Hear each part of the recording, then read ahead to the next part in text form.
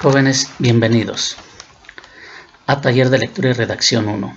Ustedes que inician su educación media superior desde el COBAEM, plantel 35 Tecámac 2, les saluda el maestro Florencio Gómez Vargas. Voy a trabajar con ustedes lo que es la asignatura de Taller de Lectura y Redacción 1. Vamos a iniciar con el bloque 1, elementos del proceso comunicativo y funciones del lenguaje. El propósito del bloque 1. Conoce los elementos del proceso comunicativo y las funciones del lenguaje en diversas situaciones comunicativas para la redacción y comprensión de textos diversos. Los aprendizajes esperados al término del bloque. Dice, interpreta mensajes a través del uso del proceso comunicativo en su vida cotidiana y académica con la utilización de los textos funcionales. El segundo, aplica las funciones del lenguaje en los diversos contextos en los que se desenvuelve. Vamos a iniciar por ver qué es la comunicación. Comunicación es un proceso que consiste en la transmisión e intercambio de mensajes entre un emisor y un receptor. Todos los seres vivos tenemos la facultad de comunicarnos. En esta ocasión nos vamos a enfocar en la comunicación en los seres humanos. Vamos a ver qué es el proceso comunicativo. Dice aquí que el proceso comunicativo es esencial para la vida en sociedad. Permite que los seres humanos se expresen y compartan información entre sí, establezcan relaciones, lleguen a acuerdos y sean capaces de organizarse. Vamos a pasar a los elementos del proceso comunicativo. ¿Cuáles son esos elementos que son indispensables para que se lleve a cabo la comunicación? Tenemos en primer lugar el enunciador. Aquí vemos en la imagen, ¿sí? El enunciador, también llamado emisor, la persona que va a iniciar la comunicación. ¿Sí? Para que se lleve a cabo esta comunicación necesitamos de otro elemento llamado enunciatario, también conocido como receptor. Vamos acá al receptor, la persona que va a recibir el mensaje. Para que estos dos elementos se puedan comunicar entre sí, necesitamos de un mensaje. Este mensaje es la información que el enunciador desea transmitir al enunciatario.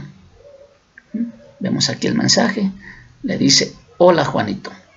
Ahí tenemos nosotros tres elementos indispensables en el proceso de la comunicación: enunciador, enunciatario y el mensaje. Vamos a continuar. Para que estos dos elementos, el enunciador y el enunciatario, se puedan comunicar, necesitamos de un código. ¿Qué va a ser el código? El código es el lenguaje o el idioma utilizado. ¿Sí? Para que la doctora se pueda comunicar con Juanito, necesitan utilizar el mismo código, el mismo lenguaje o el mismo idioma. ¿Sí? Y necesitamos de otro elemento llamado canal. El canal es el medio por el cual se envía la información, se envía la comunicación. ¿Sí? En este caso podemos observar el canal es el sonido, es el aire. ¿Sí? Ese es el canal por el cual se está enviando esa comunicación. Si ellos estuvieran comunicándose por teléfono, el canal sería pues el celular, la señal del celular. ¿Sí? Si estuvieran comunicándose a través de una carta, el canal sería el papel. Continuamos. Para que estos elementos, el enunciador y el enunciatario, se puedan comunicar, necesitan estar dentro de un mismo contexto. ¿Sí? ¿Qué es el contexto? Es el lugar o el medio en el cual se está desarrollando la comunicación. Necesitan estar hablando de lo mismo. ¿Sí? No puede estar hablando una persona de un tema y la otra estar entendiendo otra cosa. ¿Sí? Entonces no están en el mismo contexto. Los contextos se dan son los diferentes ámbitos. Ejemplo, tenemos el contexto familiar, el contexto político, social, escolar, en fin. Vamos a continuar. Observemos la imagen. Tenemos aquí el enunciador, tenemos el enunciatario, ¿sí? Vamos nosotros a intercambiar esos personajes, ¿sí? Tenemos aquí, ahora, el enunciador se vuelve enunciatario y el enunciatario se vuelve enunciador. ¿Cómo le vamos a llamar a este proceso, a este elemento? Le vamos a llamar retroalimentación, que nos está indicando que se está llevando a cabo la comunicación, cuando se está intercambiando la información entre enunciador y enunciatario, ¿sí? El que en un principio era enunciador, ahora es enunciatario, y el que en un principio era enunciatario, ahora es enunciador. A este proceso le llamamos retroalimentación, ¿sí? Cuando se intercambia la información. Continuamos. Existe otro elemento aquí en el proceso de la comunicación, todos estos elementos, pero este es un factor externo, el ruido. Este ruido le llamamos barrera de la comunicación, ¿sí? Va a interferir en los mensajes, va a interferir en la comunicación. Aquí tenemos este elemento que pues va a ser una barrera de la comunicación. Entonces, aquí tenemos todos los elementos de la comunicación y la barrera de la comunicación. En conclusión, vamos a ver, tenemos aquí el enunciador, es la persona que envía el mensaje. Mensaje es lo que se desea informar, se desea transmitir, lo que el enunciador quiere comunicar a su enunciatario. Enunciatario, ya lo habíamos mencionado, es el que recibe el mensaje, ¿sí? El receptor. Para que estos dos elementos se puedan comunicar, necesitan utilizar el mismo código, es decir, el mismo lenguaje, estar utilizando el mismo lenguaje o el mismo idioma para que se pueda llevar a cabo la comunicación. Todo esto se requiere, u otro elemento es el canal. Tenemos aquí el canal, ya lo habíamos mencionado, es el medio por el cual se envía el mensaje, ¿sí? Y para que se lleve a cabo este proceso de comunicación, necesitamos estar en el mismo contexto, lugar o medio donde se desarrolla la comunicación. Todo esto nos va a llevar a la retroalimentación, ya lo mencionábamos hace un momento, cuando el enunciador se vuelve enunciatario y el enunciatario se vuelve enunciador. Y tenemos otro factor, ya lo mencionábamos, que es el ruido. El ruido, una barrera de la comunicación. Bien, hasta aquí tenemos nosotros cuáles son esos elementos en el proceso de la comunicación. Son indispensables para que se lleve la comunicación. Vamos a continuar con las funciones del lenguaje. ¿Qué son las funciones del lenguaje? Cada vez que nos comunicamos, cada vez que el enunciador va a emitir un mensaje, va a depender mucho la intención comunicativa. No solamente transmitimos un mensaje, damos una información, sino que también queremos decir otros mensajes, damos otros mensajes de manera subjetiva, ¿sí? Y de aquí va a depender la función del lenguaje. Siempre que nos comunicamos vamos a hacer uso de una función del lenguaje. Las funciones del lenguaje son 6. Vamos a iniciar con la función referencial o informativa. ¿Sí? Nos dice aquí que la función referencial o informativa es la que presenta información objetiva. Presenta conocimientos, datos precisos. Vamos a ver algunos ejemplos. Tenemos el primer ejemplo. ¿Qué hora es? Nos dan la hora, ¿sí? Son las 7:10. Una información precisa, una información real, ¿sí? Vamos con otro ejemplo. Información real. COVID-19. Conócelo. Aquí nos están dando una información real, una información precisa, objetiva, ¿sí? Nada de subjetividad.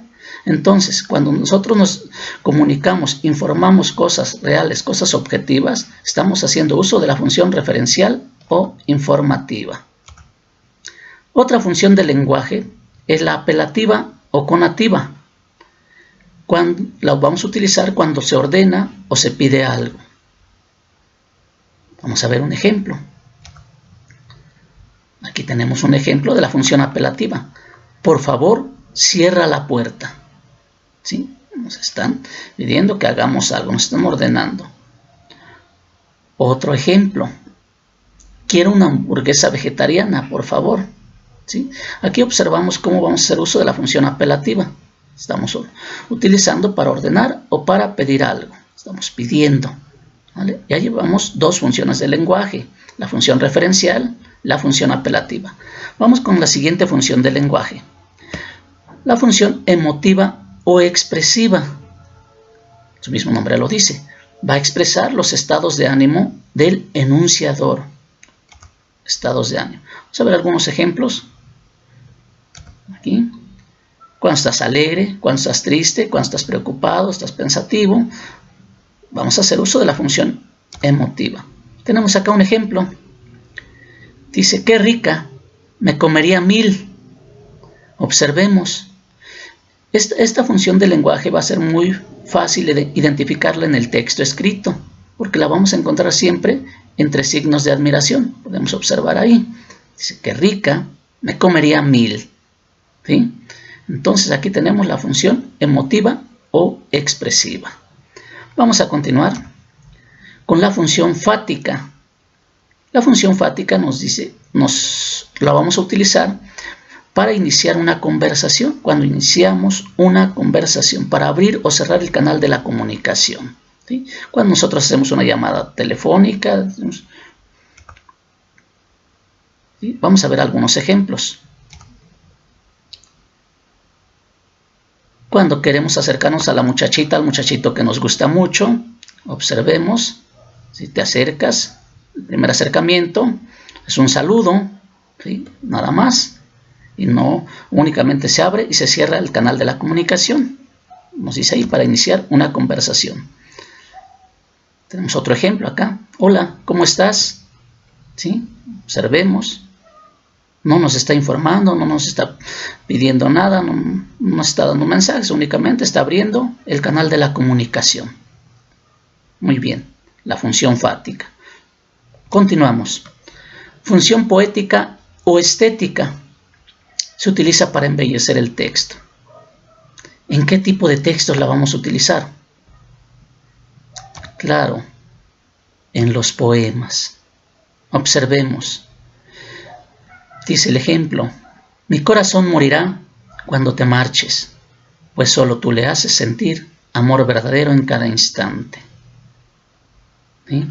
Observamos qué le dice el enunciador a su enunciatario. Todo es subjetivo. El corazón no puede morir cuando una persona se marcha. ¿Sí? Estamos hablando de figuras retóricas, temas que abordaremos más adelante. Nos dice acá el siguiente ejemplo, tus ojos son luceros, tus labios de terciopelo. Y un amor como el que siento es imposible esconderlo. Observemos con qué está comparando los ojos, con qué está comparando los labios. Está haciendo uso de la función poética, está embelleciendo el texto. ¿Vale? Entonces tenemos otra función del lenguaje. Y vamos por la última función del lenguaje, la función metalingüística. Nos dice aquí, se utiliza para ampliar el vocabulario, es decir, el lenguaje habla por sí mismo. Vamos a ver en qué consiste esto. Vamos a ver un ejemplo. Nosotros conocemos a todas las personas, a los niños pequeñitos, ¿sí? Que siempre se la pasan preguntando porque ellos quieren ampliar su vocabulario. Vemos aquí el ejemplo. El niño preguntando a su maestra, ¿qué es pato? ¿Sí? La maestra tiene la obligación de comunicarle al niño que es un pato. Con esto el niño ampliará su vocabulario. Entonces nosotros hacemos uso de esta función metalingüística cuando preguntamos el significado de las palabras. ¿Sí? Cuando el niño en casa pregunta a mamá, siempre se la pasa preguntando y quiere conocer el significado de las palabras y la mamá se desespera, pero es porque el niño quiere aprender, quiere ampliar su vocabulario y se está haciendo uso de la función metalingüística. Nos pasa aquí en la clase. Cuando desconocemos el significado de una palabra, levantamos la mano y pedimos el significado al maestro. ¿Sí? Estas son las 6 funciones del lenguaje. Las vamos a repetir. Función referencial, función apelativa, función poética, función fática, función emotiva y la función metalingüística. Espero que haya quedado este tema. ¿Sí? Gracias por su atención. Nos vemos en el siguiente bloque.